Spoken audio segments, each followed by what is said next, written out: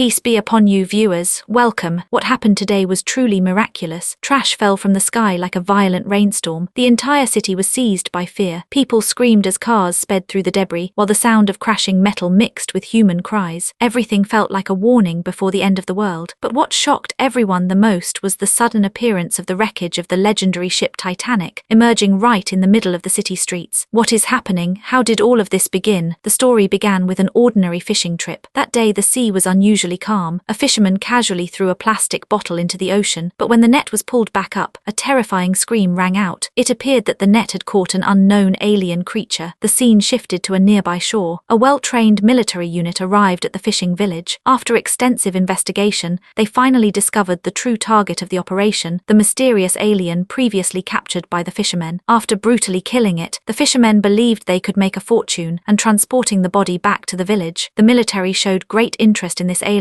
from the depths of the sea. In ancient legends, people once called such beings sea demons, but according to modern biological science, it belonged to an intelligent aquatic species, later referred to as the water race. At first, the military was not alarmed, but everything changed when they discovered a pearl inside the alien's stomach. This pearl was not naturally formed, it had been deliberately implanted. For thousands of years, only humans had created objects like this. This discovery confirmed one thing: this sea-dwelling creature possessed advanced intelligence. A dark-skinned commander named Austin realized he had uncovered a massive secret. He ordered a deeper investigation. When everyone stepped away, only 8G slowly approached the body, silently praying for the lost life. Soon after, Barclay and his team brought in specialized equipment to the shore, a translation device designed to communicate with deep-sea aliens. The commander hoped to establish contact with this intelligent being. That night, as the environment grew quiet, the soldiers guarding the alien chatted casually. Suddenly, they sensed something was wrong. The solid ground beneath them began to soften, turning into wet mud. A female soldier's feet became trapped. Her companion tried to pull her free but failed. Without warning, a dark hand emerged from the ground and dragged the soldier down into the mud. The water began to rise. Suddenly, alarms sounded across the camp. No one expected another alien to appear. All soldiers went on high alert. Barclay returned to his original role and activated a recording device. As both sides faced each other, the commander made a bold decision. He ordered the soldiers to lower their weapons and instructed the technicians to activate the translator. He expressed goodwill, hoping to begin peaceful negotiations. The alien released a strange sound. The translation device activated, revealing the accusation. Humans had killed its people. The commander immediately responded, stating that the alien had also killed 2 human soldiers. Therefore, both sides were equal, and it was time to begin dialogue. Suddenly, the alien became furious. The translation revealed that it demanded negotiations with all of humanity. As everyone stood stunned, mobile phones across the world began ringing simultaneously. It was discovered that aliens had appeared in every corner of the globe. They moved like returning rulers, declaring their claim over the earth. Global chaos erupted. The British government took the lead. The Empire Building was modified with a water channel system and became the first official negotiation site between humans and the aliens. Kate, commander of the Joint Intelligence Special Forces, was appointed as the supreme human representative. Though she represented no single nation, she carried the collective will of all humanity. Before negotiations began, technicians opened the gates and pumped seawater into the chamber. Once the tank was filled, surveillance cameras showed several aliens rapidly approaching the hall. The first group stood in perfect formation, then 2 massive aliens from the ocean depths entered. Finally, the supreme alien representative appeared. Before everyone's eyes, the alien slowly revealed a humanoid form, more human-like than expected. Its face showed emotion, unmistakable proof of high intelligence. Observers realized the alien could breathe underwater freely and also move on land, abilities that proved their power to dominate Earth. The formal negotiations began. Human representative Dr. John Nathan spoke first, welcoming the aliens, but before he could continue, he was interrupted. The alien representative began speaking, shockingly, in perfect human language. It was clear they understood humanity far better than expected. Dr. Nathan changed tactics and announced that humans had brought a gift, a rare luxury perfume, symbolizing human civilization. But the alien representative responded with a gift of her own: the lost lives of alien children. Her voice trembled with rage. She stated that those children should have grown up in happiness, but instead died due to oil spills, toxins, and pollution dumped into the oceans by humans. A human scientist panicked and quickly claimed, "Humans are now controlling ocean pollution." The alien snapped back coldly, "I refuse to negotiate with this man any further." She pointed directly at Barclay, who sat quietly in the back recording everything. Everyone turned in confusion. The screen showed footage of Barclay praying respectfully over the dead dead alien. The alien representative declared, "Only someone who respects the dead is worthy of representing humanity." Even Barclay couldn't believe it. A silent office worker had suddenly become the focus of the entire world. Kate felt a chill. One wrong word from Barclay could ignite a war between two species. Yet the alien representative was resolute. She insisted on hearing Barclay's voice and perspective. The small, unprepared man was forced to stand before her without even proper attire. The alien representatives once again emphasized their stance and said, "We chose you because of your humanity and compassion." Barclay nodded and replied that he could not represent all of humanity. He was just an ordinary individual. However, the representatives insisted that the negotiations be conducted in front of the entire world to prove that ordinary people also deserve a voice. Kate, the chief negotiator, had many concerns to consider. It was impossible to broadcast the entire negotiation live across the world. Moreover, Barclay could not be allowed to freely express everything on his mind. Therefore, on the second day of negotiations, Kate allowed only 50 journalists to record the event and strictly banned live broadcasting. Barclay was repeatedly instructed to follow only the script displayed on the screen and not add his own opinions. When the massive pipeline was once again filled with water, the alien representative entered the hall. Barclay appeared far calmer than the previous day, carefully following Kate's questions. Just as he was about to read humanity's demands, the alien suddenly interrupted him. The alien representative requested a glass of water, specifically emphasizing that it must be ordinary, drinkable water. No one could refuse such a simple request. A group of soldiers was immediately sent to the river, and soon a glass of river water, discolored and murky, was brought to Barclay. Then the alien made another request, that Barclay drink the river water. When Barclay noticed the yellowish ring floating inside the glass, his expression became tense and uneasy. At that moment, the final instruction appeared on the screen. Barclay suggested that the water should be purified before use and began speaking about pollution. However, the alien representative stopped him, stating that she did not want to hear political rhetoric. Barclay was not meant to be a puppet. Barclay fell silent for a moment. Finally, he made a decision. Removing his earpiece, he spoke from his heart. Humans are selfish fools who, for the sake of small benefits, are dragging the planet toward destruction. Even now, while these negotiations are taking place, countless factories continue dumping waste into rivers and oceans. The alien representative was pleased by his words and said, "You are my favorite human." Barclay believed his speech was sincere and powerful, but when he turned around, he saw the entire hall frozen in dead silence, as if everyone were awaiting execution. The negotiations were immediately suspended. Barclay's blunt honesty had placed humanity in an extremely vulnerable position. Special forces decided to relocate to another city and began studying the physical characteristics of the aliens. Even the smallest alien corpses were not ignored. It became evident that aliens could rapidly adapt and synchronize with members of their species. Scientists suspected that this was a collective network, similar to a naval military system or even a natural life wave. Kate theorized that the organs within the aliens' bodies played a crucial role. Their physiology seemed to conceal countless secrets worth investigating. Nevertheless, negotiations continued. This time, humanity took the first step. Barclay promised that pollution would be reduced by 50% by the year 2065, and that environmental regulations would be rapidly strengthened afterward. The alien representative found this completely insufficient. Every day, people were dying due to polluted environments. She refused to be another puppet and could not accept waiting 40 years. Barclay immediately explained, "Environmental protection requires massive equipment, funding and manpower. It's not something that can be achieved overnight." Still, the alien representative doubted humanity's commitment to environmental control and replied coldly, "Not worth it." As Barclay attempted to continue explaining, the alien suddenly turned her head and gazed toward the sky. The entire city fell silent. People believed a storm was approaching, but what followed was not rain. It was a rain of garbage, plastic bags, bottles, cans, broken fishing nets and waste. The city descended into chaos. Even the negotiations at Empire Tower were halted. Citizens fled in panic, confused and terrified, asking one question: why was the trash once dumped into the ocean now falling onto the city? In less than 30 minutes, the once clean streets were completely buried in garbage. The entire city transformed into a kingdom of waste. Most astonishing of all, a ship, silent for over a century, emerged in the heart of New York. As major cities across the world collapsed, global leaders began delivering speeches, calling for unity and cooperation to confront this unprecedented human-made disaster. After intense efforts from multiple sides, negotiations between humans and the aliens resumed. Barclay maintained a formal tone, urging the aliens to restrain themselves. Any reckless action would cause catastrophic losses for both sides. The aliens showed no mercy. They merely returned to humans what belonged to them. Barclay suppressed his anger, even though he knew his wife and son had nearly died in the garbage storm. Kate's instructions were transmitted transmitted through the communication system, request a peace agreement. Humanity did not want a war with another species. The alien representatives nodded and promised not to harm humans in the future, on one condition, 3 demands. First condition, immediate cessation of pollution in oceans and rivers. Second condition, a clear and official separation of living boundaries between humans and aliens. Humans initially believed the oceans were vast, and that allocating specific regions would not be difficult, but the aliens firmly declared, all oceans and waterways belong to us. Not only would human ships be banned, but even airspace above the oceans would be forbidden. Representatives from all nations erupted in anger, especially countries dependent on ports. Losing both sea and air access was seen as a death sentence. The alien representatives raised their voices, plunging the negotiation hall into silence once more. Buckley quickly apologized, explaining that tensions were running high. The alien's voice softened again as she reminded them, I only stated 2 conditions. The third is the most important. They expressed deep hatred toward towering structures made of metal and composite materials, and demanded that humans decide the location of the next meeting themselves. Everyone suddenly turned their eyes to the coordinates displayed on the screen. It was one of the deepest trenches on Earth. When the alien representatives made this proposal, Buckley froze in shock. The problem was that even humanity's most advanced submersible could only reach half of that depth. Fortunately, the aliens promised to intervene directly and safely escort the delegation to a suitable location. Even so, Buckley remained deeply uneasy. Forget professional deep-sea diving, he wasn't even a good swimmer. Yet Salt, the water-dwelling alien representative, personally requested Buckley's participation. For the future of humanity, he had no other choice but to accept this heavy mission. All he could do now was push himself through intense, almost reckless diving training. His silent demeanor and heavy expression made it clear this was a mission with no guarantee of return. The day of departure arrived quickly. A special submersible gathered the delegation representing humanity's fate. The team was unusually diverse. Buckley, diplomats from the permanent members of the UN Security Council, and an unexpected Indian representative. The gift they brought was equally strange, a wooden circular landmarker. According to the official statement, it symbolized the friendship of the global village, intended to awaken a sense of home and belonging within the aliens. Once preparations were complete, the delegation boarded the most reinforced submersible ever built. As the crew tightened the final bolts, the rear hatch sealed shut. A terrifying silence filled the cabin. Buckley felt the vessel slowly descend, then suddenly drop into the ocean like discarded debris. The surrounding light vanished rapidly, leaving only the sound of metal groaning under immense pressure. To ease the tension, some members tried to joke. One muttered, "Does this negotiation feel like diplomacy or a death sentence?" They were heading toward possible death, unaware that powerful figures on the surface were secretly planning a war. Inside the British Parliament, the American representative arrogantly unveiled a newly developed weapon, an underwater sonic bomb. The message was clear. Water-based aliens had already been labeled enemies. Kate, the chief commander advocating peace, reminded everyone that negotiations were still ongoing and diplomacy must remain the priority. However, most influential figures believed the alien threat could only be resolved through military force, convinced the Earth belonged solely to humanity. Many powerful families depended economically on ports and shipping routes, and feared the aliens would cut off their lifelines. That fear drove them to drag all of humanity into a deadly war. Heated debates erupted, isolating Kate as one of the few voices for peace. Human greed and selfishness were fully exposed. A negotiation meant to determine the fate of the aliens was already buried inside a dark conspiracy before it had even begun. At that moment, the submersible violently shook. Instruments indicated they had reached 25,000 feet below the surface, the deepest point of the Roman trench, a place no human had ever reached. Before anyone could even breathe, they felt the vessel being pulled. There was no doubt the aliens had intervened. The delegation held their breath, afraid to utter a single word. Entrusting your fate entirely to another species was terrifying. When the shaking stopped, they were stunned. The massive hatch opened on its own, yet no water rushed in. Confused, the delegates stepped outside and saw turbulent seawater held back by a transparent, glowing membrane. Circular walls and ceilings faintly appeared, pulsing as if they were breathing. The aliens' technology had reached a level completely beyond human comprehension. Then a clear voice echoed, "Welcome."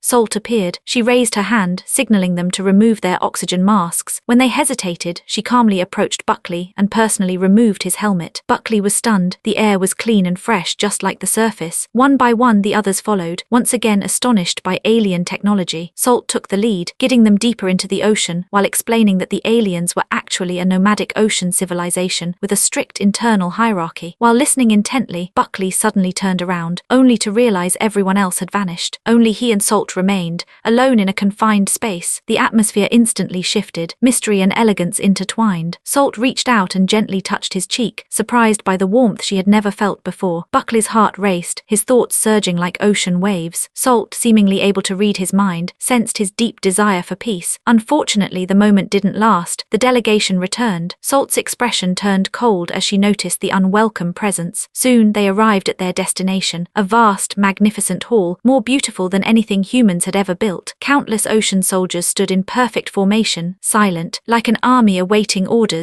On the surface, Kate received an urgent call from her aide. Monitoring global high-level communications, he detected a strange phrase repeating constantly, "Sub-3 fly." Before Kate could respond, a dangerous red dot appeared near her head. Fortunately, her bodyguard reacted instantly, knocking her to the ground seconds before the bullet struck. Meanwhile, deep underwater, the delegation approached Salt and presented the wooden marker, the symbol of peace. At that exact moment, Buckley noticed a red glow emerging from inside the device. He screamed a warning and lunged forward, forcefully pushing it away. Before it hit the ground, the glow erupted into an explosion. A terrifying surge of energy tore through the hall. In the final second, Salt grabbed Buckley tightly and sped toward the surface. Thousands of miles away, a horrifying conspiracy unfolded simultaneously. Kate, still trembling after narrowly surviving assassination, watched global news broadcasts release an official statement. The footage showed Salt with a cold expression, declaring that the blood and flesh of human diplomats would nourish future generations of water aliens, announcing a total ocean blockade and banning humans from approaching seas or lakes. At the same time, Salt returned Buckley to the ocean surface, where they unexpectedly encountered a surveillance helicopter circling above. Back at the offshore base, Buckley reported everything he had witnessed to the UN Operations Center. It became clear the aliens had been framed by humanity, while the truth was deliberately concealed. The broadcasted statement from Salt had been fabricated. However, Kate knew that the forces behind this conspiracy were extremely powerful, and that Buckley's accusations alone would have no real impact. Unfortunately, Salt was locked inside a specially made metal water tank and transporting to London, treated like a rare animal. The driver guarding the transport was Sho, a man Buckley knew from before. During the journey, Sho swore that he would punish the enemy of humanity. As Buckley looked into Salt's deep eyes through the water tank, his heart shattered. At that moment, he made a decision that would change his life forever. By cleverly deceiving the guard, Buckley quietly took the car keys from his companion. Without hesitation, he jumped into the vehicle. Facing guns pointed at him, he slammed the accelerator and drove straight toward the sea. He released Salt into the ocean and immediately jumped in after her. In that instant, Buckley stopped being humanity's hero and became the most wanted man in the world. While the world searched desperately for the two who had disappeared into the sea, an even more terrifying presence emerged. The nuclear defense alarm sounded. 9 signals appeared, indicating extremely powerful life forms, sea aliens, rapidly approaching the Parliament building through the water pipelines. Kate and ambassadors from different countries prepared to face them. A sea leader named Tide Chowshi, who appeared almost human, emerged in the center of the hall. Without offering any greeting, he angrily demanded to know why humans had broken their promise and attempted a secret assassination. Kate could only offer a weak explanation, admitting that human civilization is full of contradictions and mistakes, and expressing deep regret over the extreme actions taken by the negotiation representatives. Chowshi did not dwell on it. He clearly stated his purpose, to retrieve the sea envoy, Salt. During the explosion incident, Salt had endangered her own people to save a human, an act that severely violated the natural laws of the sea aliens and required harsh punishment. However, Kate took a firm stance. She stated that even if Salt were captured, though she had now escaped, she would not be handed over easily. This was an internal human matter and had nothing to do with the sea aliens. Chowshi laughed coldly and slammed his staff into the ground. It became clear that the conflict between land and sea had entered a far more dangerous phase. He then revealed a terrifying new power. Every piece of metal began to corrode. The corrosion spread like a deadly disease, rusting buildings and equipment across the entire city. The human representatives were horrified as the sea delegation departed. The technological gap between the two sides was enormous. This negotiation had never been equal from the start. Meanwhile, Buckley and Salt, hunted by two powerful forces, hid inside an abandoned building. Buckley was overwhelmed with anxiety, while Salt's face showed childlike joy and excitement. She honestly told him that she loved the warmth of the land and hated the eternal cold of the deep sea. In sea alien society, there is no family and no love. Reproduction is merely a randomly assigned process. She envied humans for their deep and complex emotions. A small fire illuminated their bodies as they slowly moved closer. Salt quickly felt Buckley's heartbeat racing and remembered it feeling the same when they once fled together across the ocean's surface. The next moment, Salt initiated a kiss. Searchlights occasionally swept past the windows. The pursuit was close, but inside the warm building, an unusual and forbidden romance quietly blossomed. To have a future, Buckley planned for them to escape escape to the mountains of Wales, a remote place with large lakes where Salt could survive. But as a wanted man, this plan was far from easy. With no other options, Barclay took a phone from a passerby. Under the cover of darkness, he quietly called his daughter, asking her to bring her mother's car. He believed he was being careful, but his wife and daughter had been under 24-hour surveillance. When he and Salt arrived at the meeting point, he heard a desperate warning from his wife. "Barclay, run, it's a trap." Instantly, alarms blared. Soldiers surrounded the couple from all sides, belonging to different factions. One side was led by Kate and UN forces, who wanted Salt captured alive to preserve a chance for peace. The other side was led by a war-hungry general who declared that even her corpse would be enough for research. Neither side backed down. As the tension reached its peak, Salt lifted her head and released a piercing scream that shook everyone to their core. The sound was so deep and powerful that everyone clutched their ears in pain. Taking advantage of the brief chaos, Salt looked at Barclay with affection, then decisively jumped off the bridge into the water below. The long war between land and sea finally reached its ultimate turning point. But how would the bond between two different species end? And why were the bodies of sea aliens later seen floating on the ocean's surface? The entire harbor was sealed off, filled with corpses. No one knew what truly happened. All that remained was a thick fog covering everything. The sea aliens' revenge came suddenly. When the warning sounded, dogs across the city all ran in the same direction, as if possessed. The sea aliens declared, "You ate our fish, you destroyed marine life, but you cannot eat our dogs, you cannot take our fish. Dogs are family, fish are family." And it didn't stop there. Scientists discovered that Antarctic ice was melting rapidly. If it continued, global sea levels would rise by up to 100 meters,